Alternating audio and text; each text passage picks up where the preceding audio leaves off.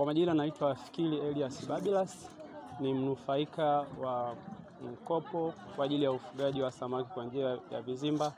Mkopo huu ulizinduliwa rasmi na Mheshimiwa Rais mnamo tarehe 30 ya mwezi wa kwanza mwaka 2024, ambapo vijana waliweza kukopeshwa, waliokuwa kwenye vikundi waliweza kukopeshwa mitaji kwa ajili ya ufugaji wa samaki, na mimi na kikundi changu tukawa ni miongoni mwa watu tuliweza kunufaika na mkopo ule. Tuliweza kupata kiasi cha shilingi milioni 120 ambayo ilitumika kwa ajili ya kutengeneza vizimba na kununua vifaranga pamoja na chakula cha samaki wale.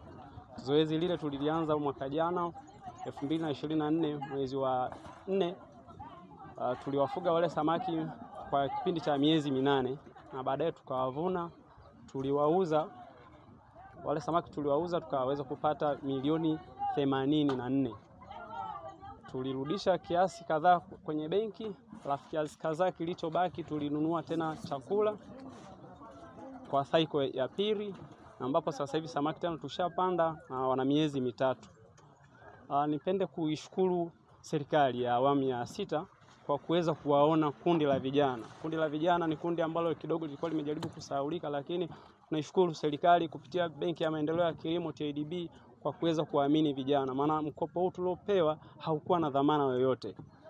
Hatukuwa na chochote cha kuweza kukiofa kwenye benki ili tuweze kupata mkopo huo. Maana kuna vijana kwenye kikundi, sisi tuko vijana 6. Miongoni mwetu kuna vijana ambao wamemaliza vyuo, hatukuwa na ajira, lakini kupitia mkopo huu umeweza kutusaidia. Tumetoka kuwa tegemezi, sasa hivi tunaweza kuendesha mradi huu. Na tumetoka kwenye kuwa tegemezi, sasa hivi tunaweza kufanya shughuli zingine nje ambazo kipato tunachokipata huku tunaweza kwenda kuwekeza kwenye sehemu nyingine. Kupata mkopo kutoka serikalini kupitia Benki ya Maendeleo ya Kilimo maana TADB kiasi cha shilingi milioni 117, ambacho hicho kiasi kiligawanyika katika sehemu kuu mbili, kwa maana ya mkopo wa muda mrefu na mkopo wa muda mfupi. Nikizungumzia mkopo wa muda mrefu nazungumzia keji mnazoziona hapa mbele nyuma yenu hapa, kwa maana ina uwezo kukaa muda mrefu. Nikizungumzia mkopo wa muda mfupi nazungumzia vifaranga pamoja na chakula. Kwenye hiyo milioni 117 iliweza kugawanyika katika sehemu kuu hizo mbili nilivyowatajia. Kwa maana vifaranga tuliweza kupata kiasi cha shilingi milioni 12,888 ambayo tuliweza kununua vifaranga 71,600. Na kiasi cha chakula tuliweza kupata tani 21,504. Kwa awamu ya kwanza tuliweza kupandikiza samaki wetu, hivyo vifaranga tulipandikiza tarehe 23 mwezi wa 3, tukavuna tarehe 11 mwezi wa 10, tukapata kiasi cha tani 13, ambapo kwa bei iliyokuwepo awali tuliuza kwa bei ya shilingi 7,800. Tukaweza kupata kiasi cha shilingi milioni 101,400,000.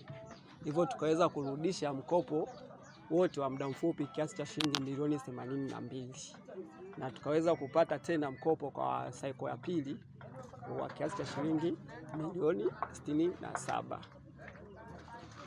Na kwa sasa hivi ndo tupo kwenye uvunaji kama mnavyoona hapo nyuma.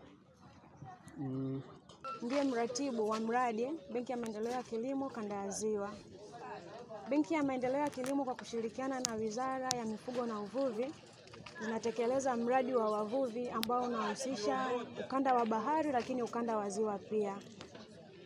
Katika kutekeleza mradi huu tumegawanyika katika makundi mawili kwa upande wa kanda ya ziwa, ikiwa inahusisha utoaji wa mikopo kwa boti za kisasa, lakini pia utoaji wa mikopo kwa ufugaji wa samaki kwa njia ya vizimba. Katika ufugaji wa vizimba tuna vikundi vya wanufaika 120 ambavyo tulivigawanya katika makundi mawili ili kuavoid market flooding, yani kulemewa kwa soko pale vikundi vinapoanza kuvuna.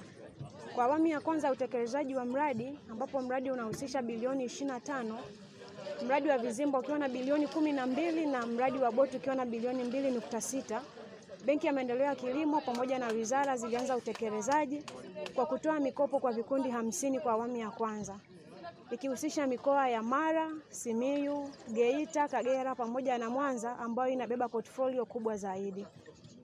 Tulipo hapa ni Kisoko, moja kati ya site ambayo inatekeleza mradi huu. ikiwa na vikundi 20 mpaka sasa ambavyo vina vizimba 107. Benki ya Maendeleo ya Kilimo imeenda katika msimu wa kwanza na kuhakikisha kwamba vikundi hivi vimevuna mpaka kufikia tani 389 ambazo zote ziliuzwa ndani ya mkoa wa Mwanza. Hii ni kutuonyesha kwamba bado tunahitaji samaki wengi zaidi kusupply hata katika mikoa mingine. Lakini tunaona future kubwa sana kwa vijana ambao wamefanikisha katika kuchukua mikopo hii. Tukiwa tuna jumla ya wanufaika 3122 kwa awamu hii ya kwanza na ya pili ambayo inaendelea katika utekelezaji. Benki ya Maendeleo ya Kilimo imehakikisha kwamba vijana hawa wameweza kurejesha pesa hizo lakini kutengeneza faida. Katika msimu wa kwanza tuna vikundi takriban 17 ambavyo vimeweza kulipa almost 59% ya mikopo yao, ikiwa ni hatua ya kwanza utekelezaji wa mradi.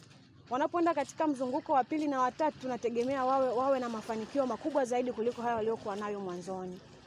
Awali ya yote ni washukuru sana wadau wote ambao wamekuwa wakishirikiana nasi, ambao ni wadau wa uzaji wa chakula, vifaranga, makampuni mbalimbali ambayo yamehakikisha kwamba mradi huu haushindikani katika utekelezaji wake.